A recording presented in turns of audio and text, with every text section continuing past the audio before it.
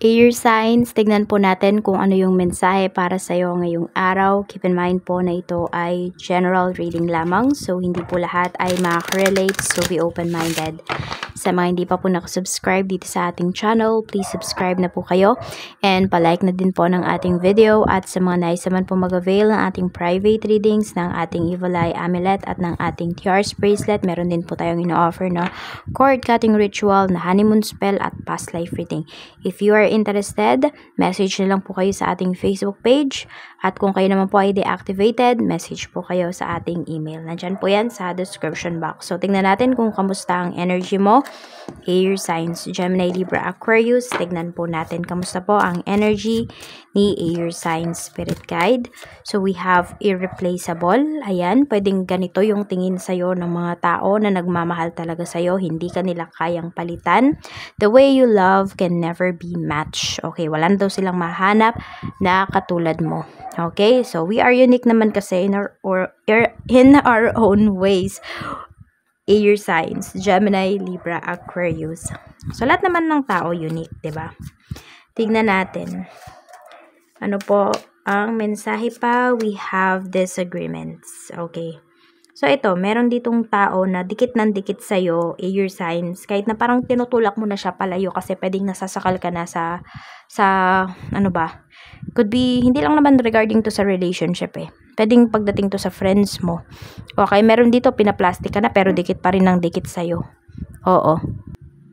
Tignan natin kung ano pa yung mensahe pagdating sa family. Sa family po, spirit guide. We have holding back. Meron ba nagkatampuhan dito tapos di nag-uusap? Nagpapataasan ng pride. We have unfinished business. So, meron pag-uusap dito. Pwedeng hindi nga natapos dahil parehas nang uminit yung ulo. Pagdating sa family, I should have expressed myself better. We still have things to resolve and discuss. Okay, so pwede ngayon, hindi muna pag-usapan yan. So, palamigin muna yung ulo ng isa't isa. Kasi po, pwedeng ayan, magka-clash lang kayo. Pwede rin, pwedeng lagi kayo nagka-clash nung taong to sa family member po ninyo. Sa family members ninyo. Pwedeng kayo ng father mo or kayo ng mother mo. Or pwedeng sisters or brothers mo. Yun. We have detached. Pwede rin pala kayo ng anak mo.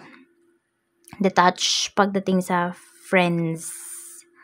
We have mistakes. Okay. So, may mga kaibigan ka dito na pwedeng nagkamali ka.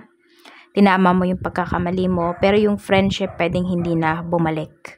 Okay. Meron din dito, ikaw yung umiiwas talaga. Kasi nga ito yun, no, yung energy na nakita ko kanina dito. Yung parang nilalayuan mo na pero dikit pa rin ang dikit sa'yo. Parang meron ka ditong kaibigan na parang pag lagi siya yung kasama mo, minamalas ka.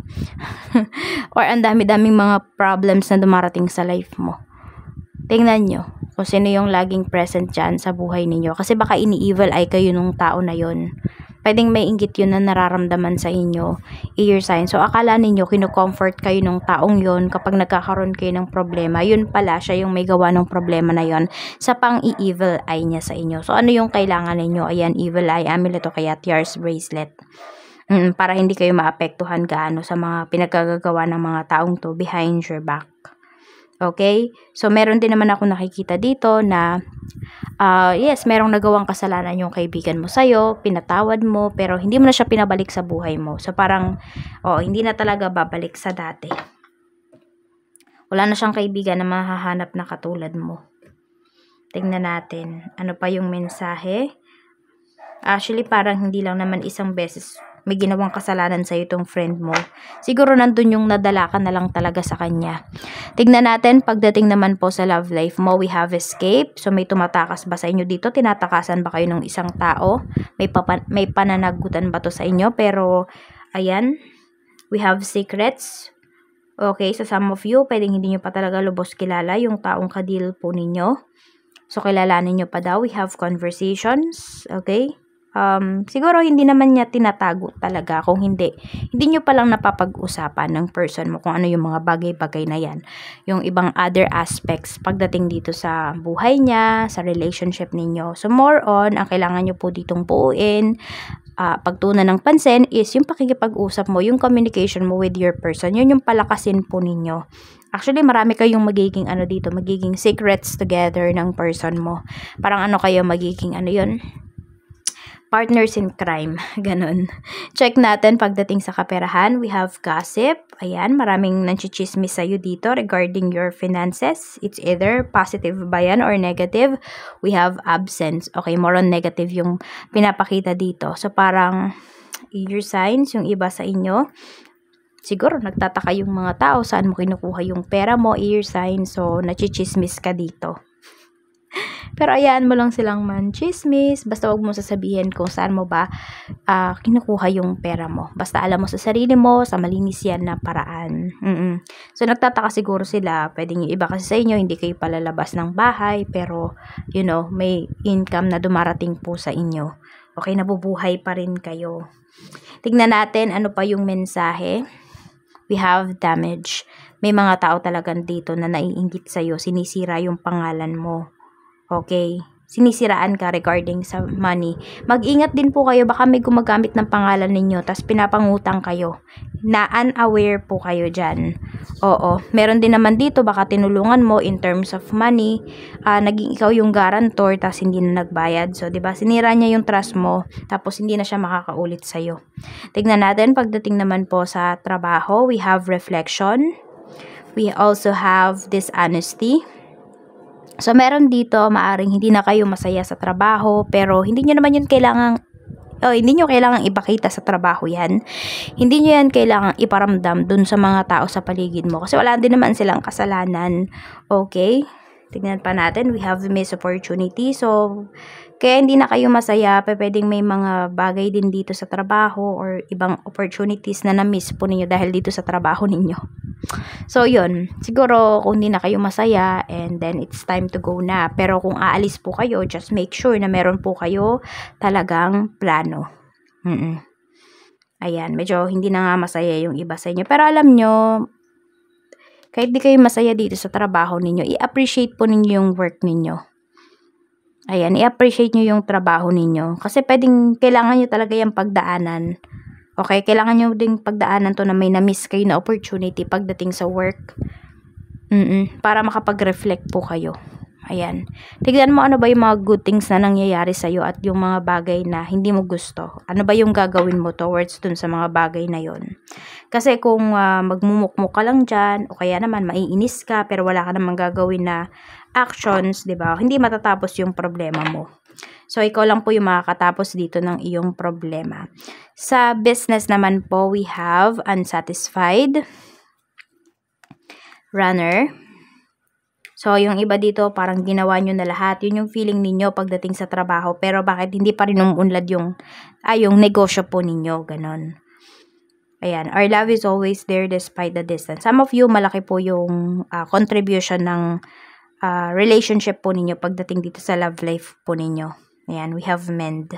So, yung iba dito, pwedeng, yes, alam mo na magkalayo kayo ng person mo, alam mo na pwede pang maayos, pero kasi pwedeng hindi talaga siya ayos, yung relationship po ninyo, ayan.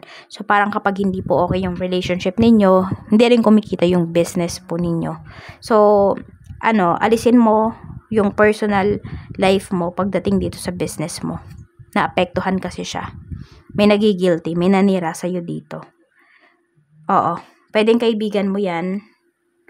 Basta mga taong pinagkatiwalaan mo, yan yung mga sumira sa'yo.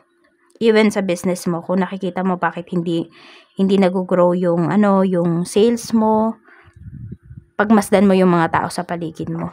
We have soul tie. I always feel connected to you. So some of you, ang kailangan niyo dito, cord cutting. Kasi pwedeng every time din na may nangyayari dun sa tao na yun. Hindi ko alam kung may nangako dito sa'yo or may sumumpa sa'yo na ganito ganyan. So, parang connected kasi kayo nung taong yun spiritually. So, ang nangyayari, every time na may nangyayari sa kanya hindi maganda, bumabalik din sa'yo yun. Or na-absorb mo din yun. Ewan ko yun yung nakikita ko dito.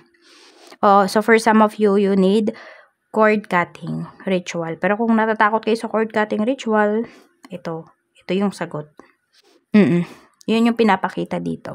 So, tignan natin. Okay. Ano po yung blessings na paparating para sa'yo? Spirit guide, blessings po na paparating for air signs, Gemini, Libra, and Aquarius. We have blessing for the right words. May nanunumpa nga sa inyo dito. Mag-iingat kayo. A blessing for those who are nearing their final breath. Okay, so some of you naman po, pwedeng meron dito close deal na. So, ingat-ingat lang kayo sa mga gagamitin po ninyong salita. We have a blessing for a fresh start.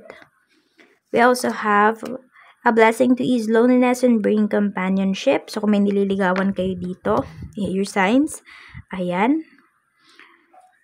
Ang gusto ng taong yan, maging honest kayo. A blessing on a friendship. Okay. So, meron pa rin namang mga kaibigan dito na matitira sa'yo, your signs. And yung mga kaibigan na yun, yung mga tao talaga na totoo sa'yo. Ayan, may makuha man sila sa'yo or wala, nandyan sila para sa'yo. 26, 43, 20, 14, 40, and 34. Yan po yung iyong lucky numbers. At ang lucky color mo naman po is brown and green. Yan po. Maraming salamat. Mag-iingat po kayo always and more blessings to come.